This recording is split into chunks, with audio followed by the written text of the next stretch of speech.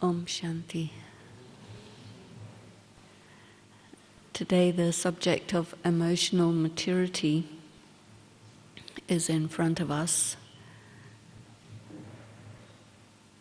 And in fact, in the path of spiritual practice, personal development, Raj Yoga, the process of becoming an angel, bodiless, egoless, viceless, can also be called emotional maturity. And it's quite helpful for our churning to look at these very deep subjects and articulate them in a variety of different words, because words bring forward many associations within us, and it helps us to understand our subject more broadly and also to bring it onto a very practical platform.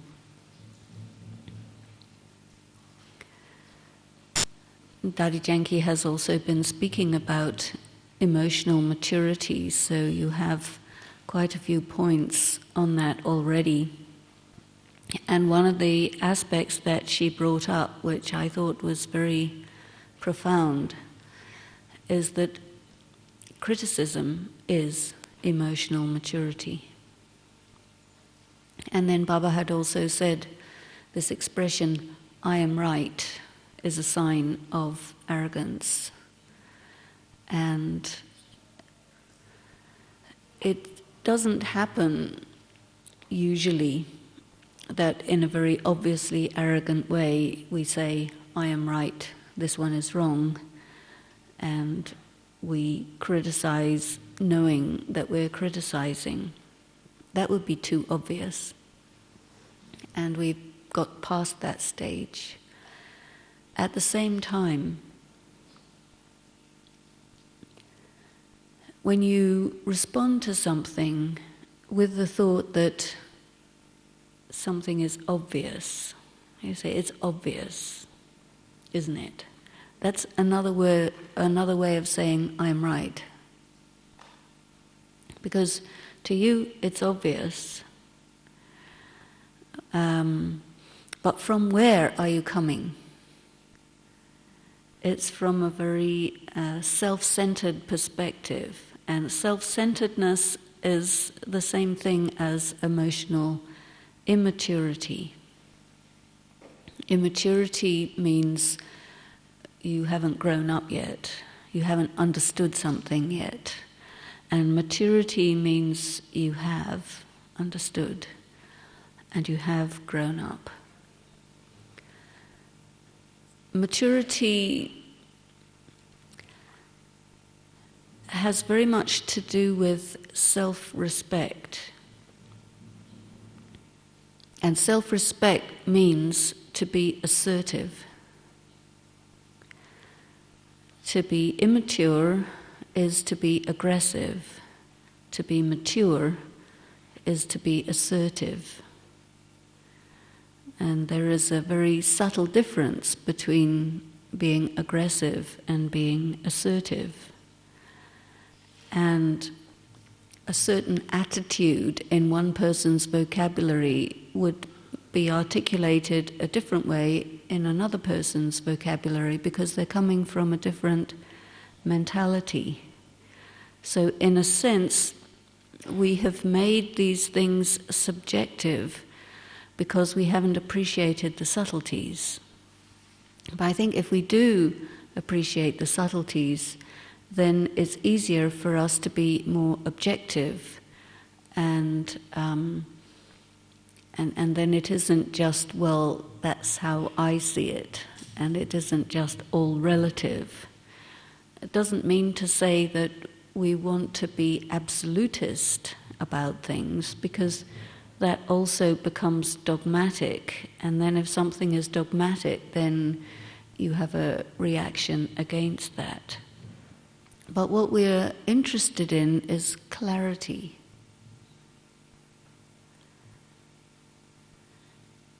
One of the difficulties of emotional immaturity is that there's a lot of self-deception within that.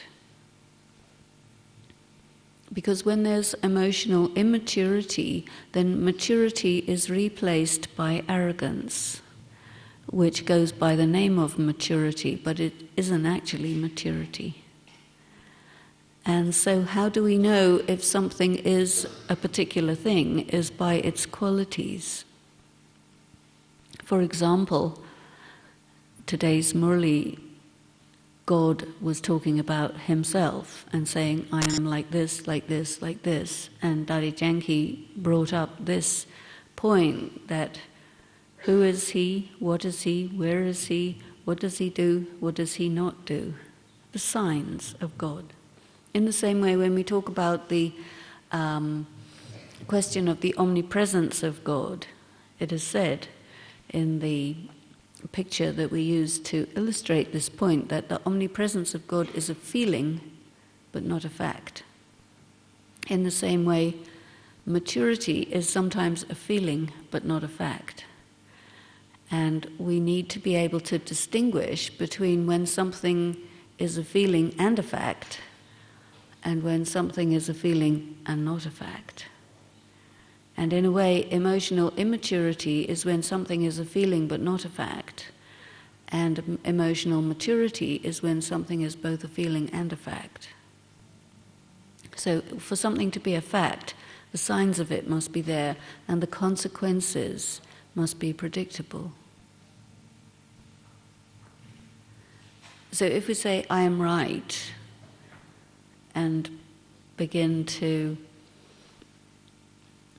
impose that particular opinion as being an obvious fact, as compared with an opinion which comes from your own perspective of, say, emotional immaturity,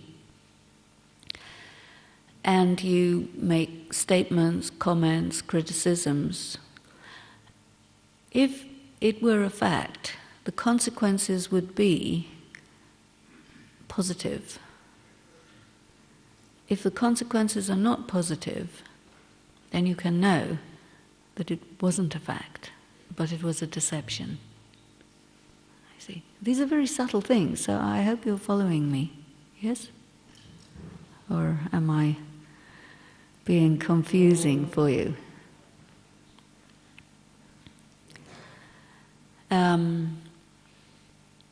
One of the things that was also coming up, which we can speak of by way of example, is the expression culture.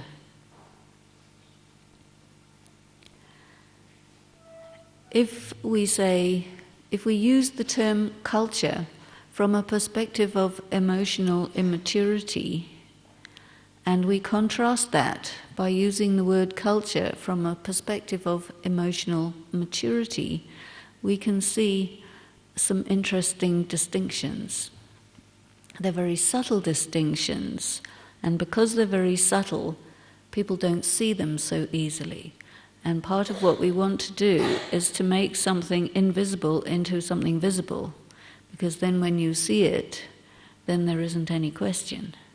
If you can't see it, then it becomes an impression, and that's where feelings that are not facts get taken to be feelings that are facts.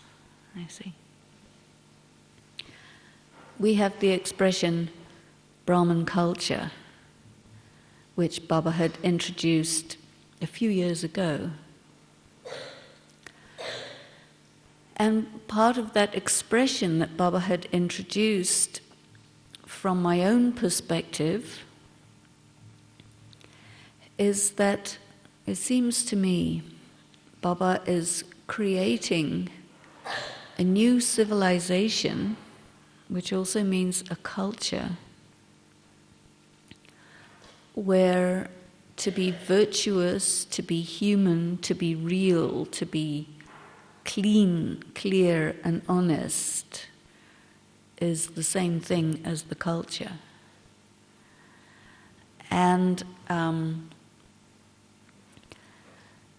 the way each and every one of us experiences day-to-day life is very much influenced by the way those around us see it.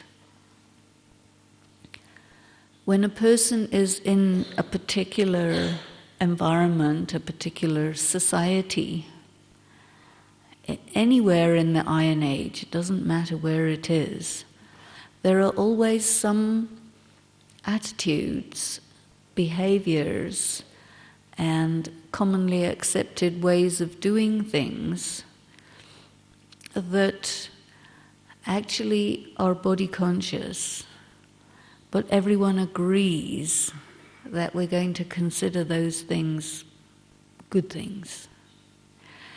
And they become invisible because of this, what we call as a tacit agreement. You don't actually openly make the agreement, but you just agree, you just go along with it. So it's called a tacit agreement, an unspoken agreement. See? And when you go into a different culture, the people in that other culture don't have that tacit agreement, and so therefore it becomes visible.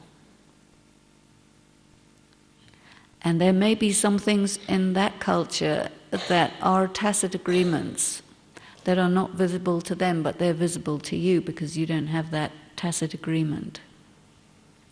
But anytime something like that is a tacit agreement, regardless of what culture it is, I think, a form of body consciousness. And then there are other things which are forms of self-respect, self-regard, and assertiveness. For example, there are people who have clarity and who have self-respect. And when they're communicating with someone who doesn't have self-respect, those people with that clarity will not buy into the games that are part of that lack of self-respect. And then the person who has the lack of self-respect doesn't like that. And this will make their ego problem more acute. And it will provoke them to think, I am right, obviously, and start making a criticism about that person who has self-respect, whereas the person with self-respect will simply act in a way that is true to themselves, and they won't bother to make any comment about the one who doesn't have self-respect. But the one who doesn't have self-respect will hurt inside because their ego got pushed to the surface to the point that they are uncomfortable inside. But they will not think that it's ego, they will think that the other person has ego. This is why it's difficult, because it feels like something, but it doesn't mean it is that thing. It's a very subtle thing. But it's a part of emotional maturity. A person with emotional maturity is strong. And that strength is consolidated and it is acquired through experience and through having faced themselves. There may be something that hurts your ego. Take, for example, if you make a request for something, and from your perspective it's a reasonable request, and the person is able to give it to you, but they refuse you. They have the power to refuse you, and you can't do anything about it. You will not feel good. But at the same time, you will not suffer, but you will suffer. You will not suffer because something negative has happened to you. You will suffer because your ego has been hurt by a refusal, by a rejection. I see.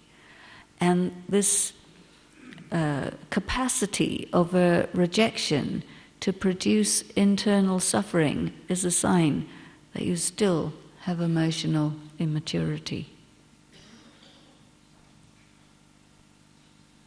I see. Because one of the things that we find in this spiritual practice is that you get things that are very opposite of one another happening together. In the Gita, the Bhagavad Gita, it talks about, it gives a lot of importance to the stable stage of being free from the effect of the pairs of opposites like praise and defamation, success and failure.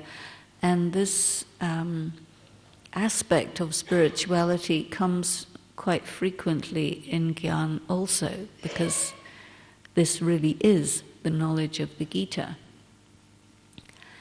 And we find in our regular experience that we may be given one moment a very, very high position, and then the next moment some big insult will happen.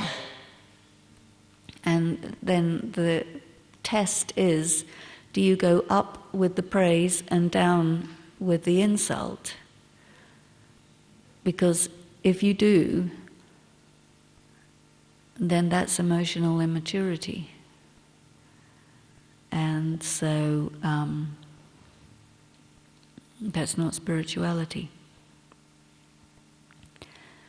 When you go up with the praise, you will not feel that you're making any mistake, because it's obvious that why not enjoy it? But when you go down with the insult, then you don't feel comfortable, because technically you think that I should be able to handle this, but practically you're burning up inside and you can't do anything about it, and maybe it'll come on your face and anybody might see, and that would be classified as failure, you see. And there's quite traditional Gyan to teach that do not go up with the praise, because if you do, you will definitely have to bite the dust with the insult, and you will not be able to do anything about it, purely and simply because you went up with the praise, and things have to balance. And you do not have the power to change those laws. And they are laws that are as definite as the laws of physics. You know, you can't just suddenly have the apples not falling down, but instead falling up and say, forget about gravity, we don't need it. You can't do anything about it, it just is. In the same way, these laws of spirituality, they just are. But the human being in the Iron Age has become so dominated by false ego, which is another way of saying emotional immaturity, that the soul is blind. And so when we develop spirituality, when we receive the knowledge, we get this great clarity, which is called the third eye. But then, as Daddy Janki was saying this morning, Baba will bring you in, but it's up to you to stay in. And all of the tests will be tests of ego, but also tests of emotional immaturity. And when you hear the expression emotional immaturity, the first response of the ego is to say, well, that doesn't apply to me. I'm not immature, I'm not childish, you see. But the question is, have you ever made any comments about anybody? Have you? Probably. You know. And that is the sign that there is lack of love, that there is self-centeredness, that there is selfishness, that all of these vices which we feel that we don't have are actually present. Just because they're present in a subtle form doesn't mean that they're not present. You see? Because the gross form is anyway too obvious, so we're not dealing with the gross form. But whether the thing is in a gross form or a subtle form, it doesn't mean that it's not that thing. It's still that thing. It's still body consciousness. It's still ego. It's still immaturity. So emotional maturity has to do with being very stable. And you can't be very stable if you're not strong. And you can't be strong until and unless you have really faced yourself. And when you have faced yourself, then it means that you can pinpoint what you're doing when you're doing something that's off track. And so, for example, if we say, well, that's not my culture, what are we actually saying?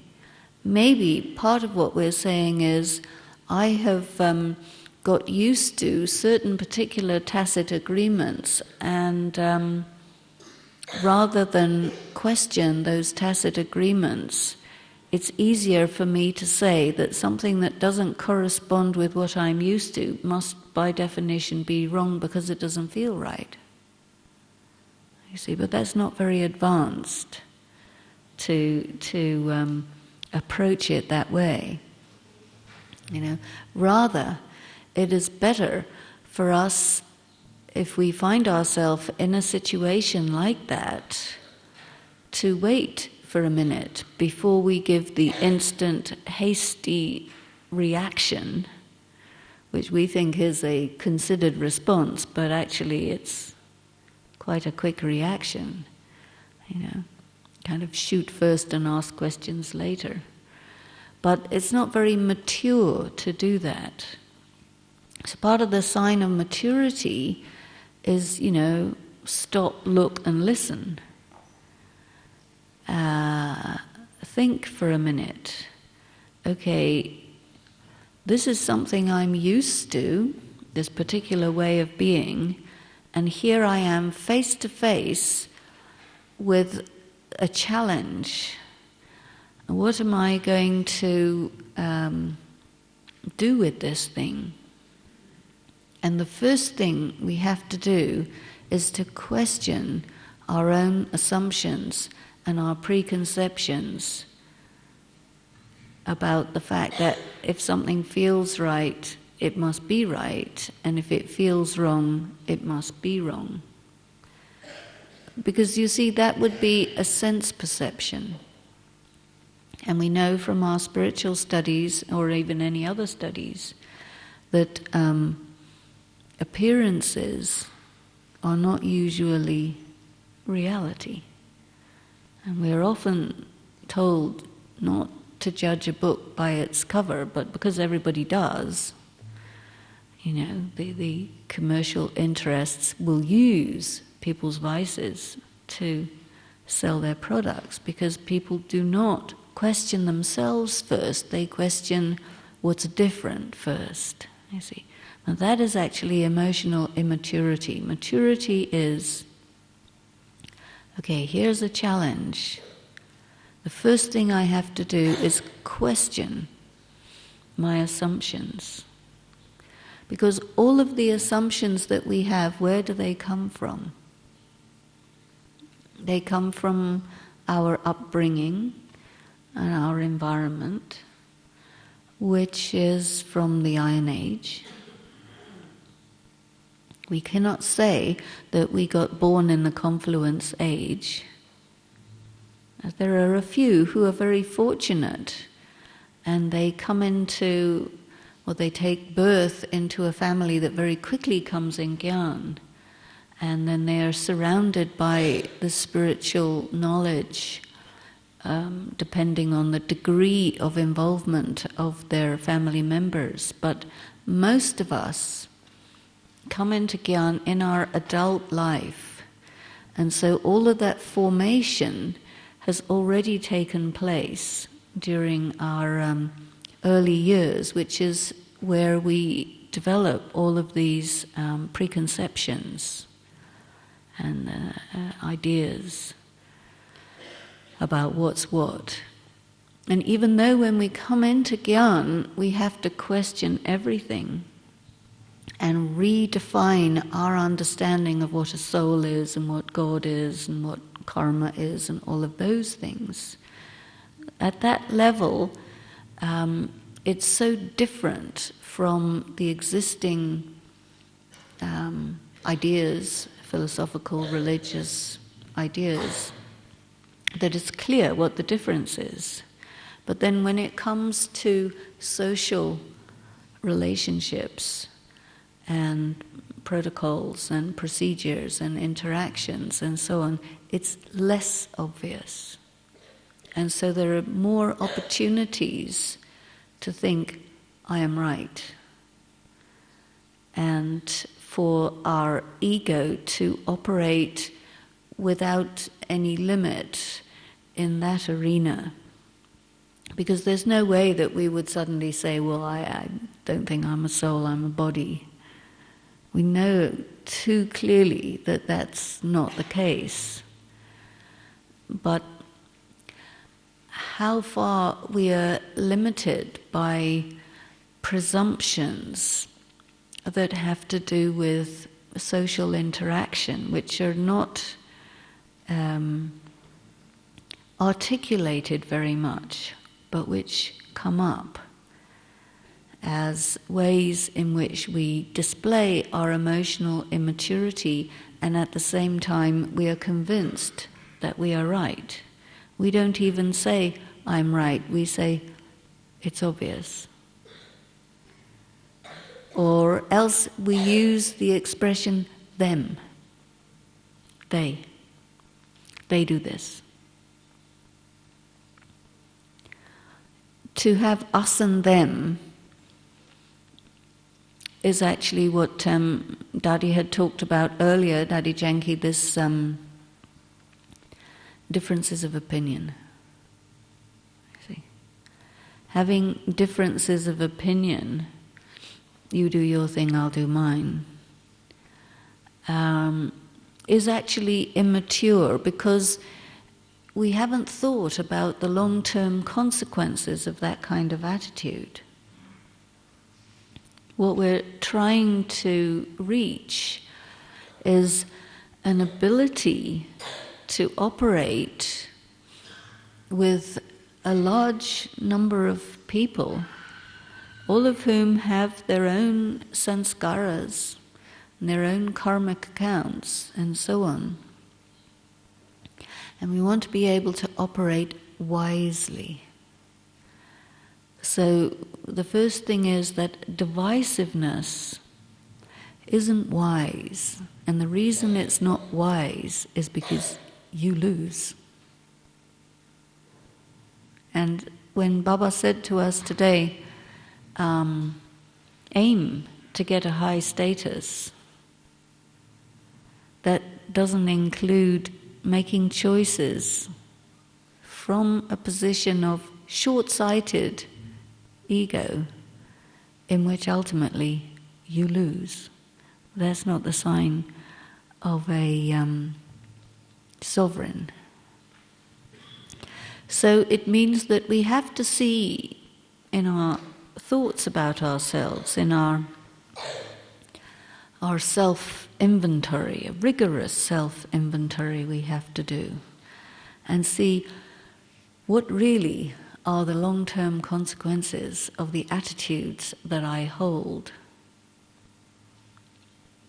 And the only way in which we will know to check up a particular attitude is when it gets challenged. Because if it doesn't get challenged, we won't notice that it exists. Just as every day the sun rises, but we don't rush out in the morning and say, hey, the sun has risen. But if it didn't, we would notice. So things which are routine, things which happen all the time, and where we don't get any challenge, we don't have any reason to think there's anything wrong with it.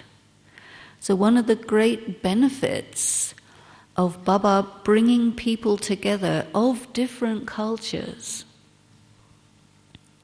is that it is a perfect circumstance in which to experience challenges that couldn't occur where you are with people who all have the same tacit agreements. So this is one of the very, very interesting things that Baba is doing. The ancient original dharma of deities, Adi Sanatan Devi Devta Dharma, is also part of our identity. And even Baba has said those who are double foreigners have to consider the fact that it is not possible to recognize Gyan until and unless you had passed through 84 births. And passed through the Golden Age, Silver Age, Copper Age, Iron Age, and passed through the Confluence Age the last time it was here. And those activities, those histories of the Golden Age, Silver Age, Copper Age, they take place here in India. And to take birth in a foreign country for a Brahman soul, deity soul, Golden Age soul, Silver Age soul, soul who has passed through 84 births, the karmic account that can put a person into a different color, culture, region, language group, has to be relatively slight. And the overwhelming majority of deity souls remained in this land, but a significant minority went outside and comes back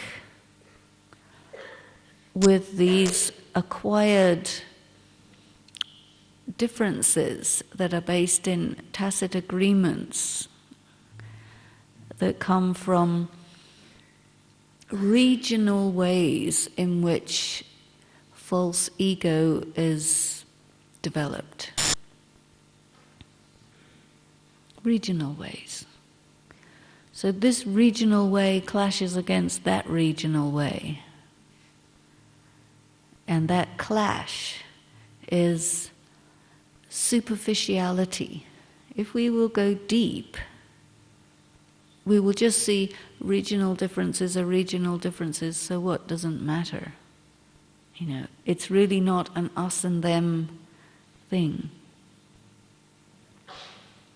So part of our spiritual practice is to make use of circumstances that appear to be uncomfortable or challenging, so that they actually propel us into a deeper place in ourselves. Because the false ego is an acquired thing. It's a recent thing. And it doesn't correspond with our conscience, but it does correspond with our habits or our environmental, what we're used to, you see. So this is why these things are very, very good to get us to really question our assumptions, presumptions, preconceptions. We get into certain ways of doing things because that's what everybody does. But when it isn't that same everybody as a different everybody, then you notice those things. So it's very, very useful. One of the things that we can do in the environment of this spiritual practice is develop solitude. Solitude and introversion. Not easy, because loneliness and escapism masquerade as solitude and introversion. They're not the same thing. Loneliness is an unhappy condition. In solitude, you're so deep inside that you don't notice that you're alone.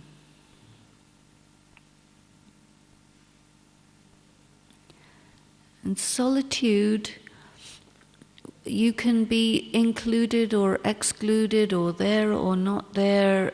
Those variations don't have an impact on you. In loneliness, if you're pampered, you feel good. If the attention goes somewhere else, you feel bad. That's emotional immaturity. In solitude, a person makes themselves emotionally self-sufficient, because you are not feeling good on the basis of somebody validating who you are. You already know who you are. If somebody recognizes you, doesn't recognize you, it doesn't make any difference to you. But if a person says, you don't know me, you don't realize who I am, you don't recognize me, that means that person is very needy. That means spiritually depleted. So spiritually depleted and emotionally immature go together. When a person is emotionally mature, that maturation comes through a lot of facing the self, facing outside things, enduring things, getting a lot of experience of life. Emotionally mature person is also what they call as street smart. You don't have illusions about things. You don't make yourself into a china doll that everybody has to worry about, might break this, might break that, you know. That's very immature, the little doll stage. That's based on a lot of illusions. So an emotionally immature person has a lot of fairy tale ideas and a lot of illusions, which of course life will break. That is the duty of life, to break the illusions. So if you experience, like that loneliness goes along with disillusionment, oh, I thought it would be like this, but it isn't, and then you get disillusioned that it's difficult, it's, you know, how am I going to manage? This kind of waste thought comes, and you feel that this reality check is a bad thing because it doesn't feel good. This feeling of disillusionment is considered as a negative experience. But ask yourself intelligently, do I want to be with illusions or without illusions? Especially that we know one of the translations of Maya is illusion. Yeah? Illusion. Illusion means it's not real, it's not there. Maya, that which is not there. So do I want to live on the basis of a perception that's based in illusion, or do I want to be free from that? Because part of what Baba gives to us is freedom from Maya, or freedom from illusions. That means we have to have all our illusions broken, destroyed, taken out, because they're not real. And what we have requested in our petitions to God over many births is, oh God, let me know the truth. Maybe we forgot to say, or maybe we didn't say, we don't want to see the real truth, we just want to see the pretty truth. Illusions are very pretty. Sometimes it is said the truth is awful truth, or naked truth, or these kinds of expressions, so that truth hurts, but sometimes is good pain, because it takes out the illusions, and it takes out the childishness. And what we want to be is without any of that stuff, so that we can get on with the real work, you see. And so it's an important thing to allow and to fill oneself up with such a power of tolerance. Tolerance is necessary to be able to manage disillusionment, because if we don't have tolerance and we get disillusioned, we can't handle it, there's no use. You just break in pieces, so that's not useful. So you have to have tolerance so that you can be disillusioned, so that you can be clear. It's better. So we have to be able to manage things that hurt the ego. Because if you get disillusioned about something, it doesn't actually damage you, but it might not be comfortable. If you do get deluded, it will definitely damage you, and it will be comfortable for a while, and then it'll be very uncomfortable. And so, like this emotional maturity has to do with looking at things not from a feeling point of view. One of the things you probably know, Sister Morney, who was in Hong Kong, now in Australia, she said a very good thing. Love is not a noun, it's a verb. It's something that you do. It's not something that you feel. It's an act. Yeah, that is love, you see. Otherwise, when we have emotional immaturity, we have a tendency to think that all of these warm, fuzzy feelings are the qualities, because we think a quality is a feeling. You know? But we need to go deeper into that and understand that these qualities are byproducts of acts that are real, acts that are true. You see?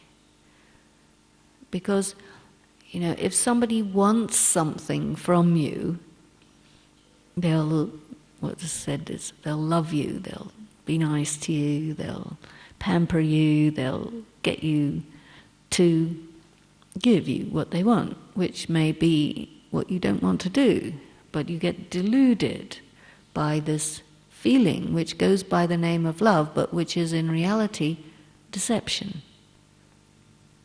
You see, and we all fall for it because we like to be, loved.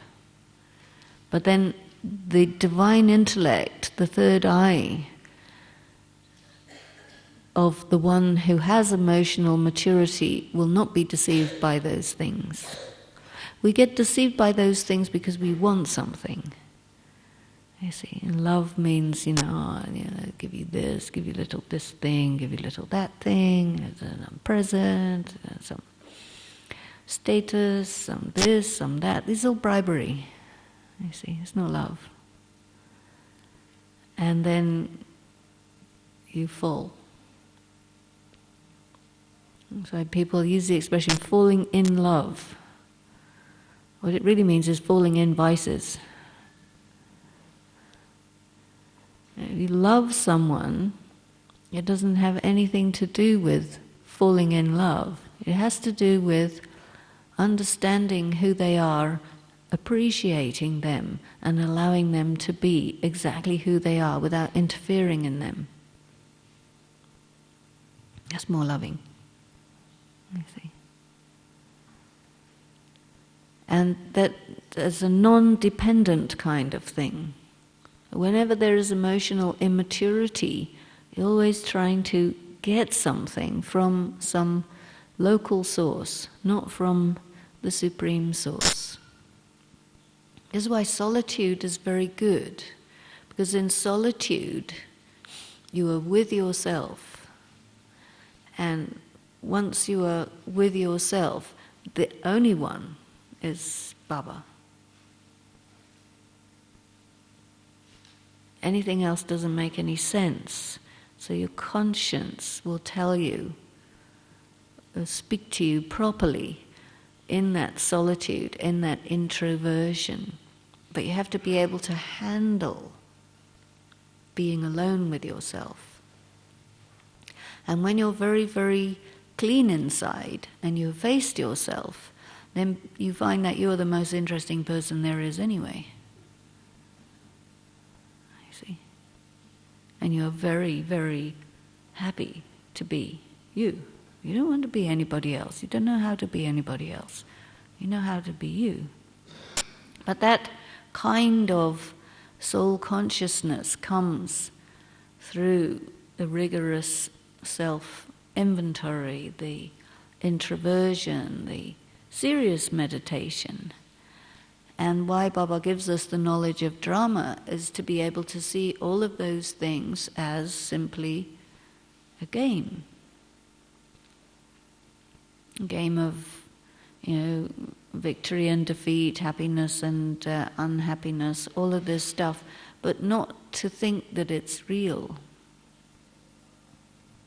Because that would be emotional immaturity. Emotional maturity or wisdom is also very much connected with that which is called the witness consciousness. You just are who you are, and you are with God, and you observe everything, and it is what it is. It's not good, it's not bad, it just is. And you don't have to do anything about it, and you can't do anything about it. And if you try and do something about it, you will definitely pay a heavy price. You see? But emotional maturity means I know who I am and I just have to be true to myself.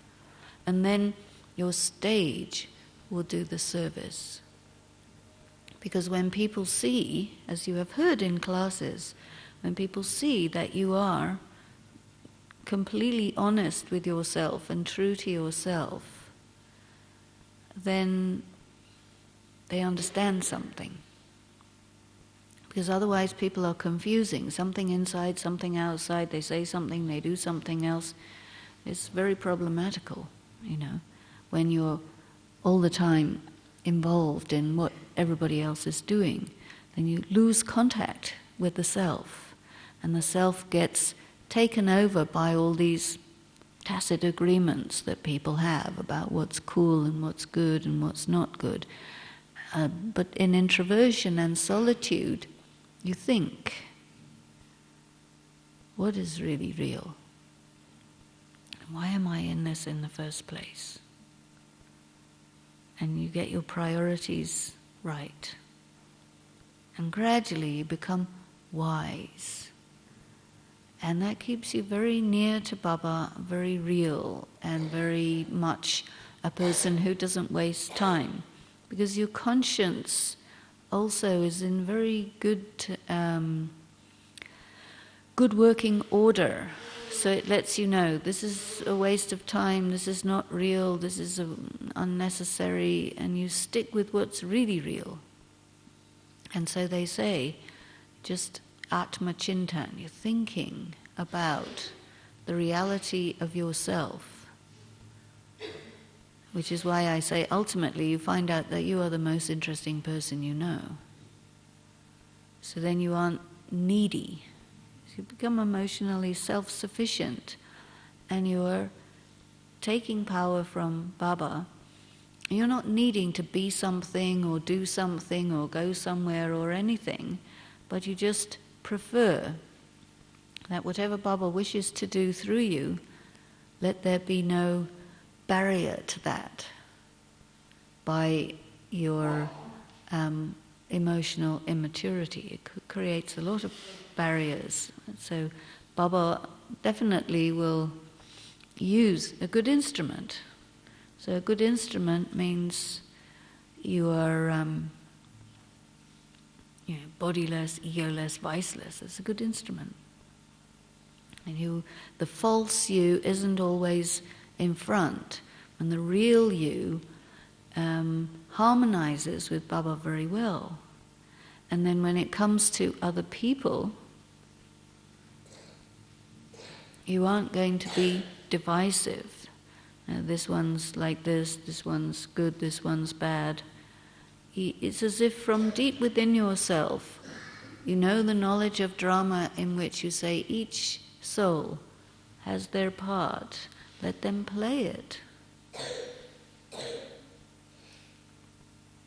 From the depth of yourself, give everyone your good wishes to be exactly who they are, and that they should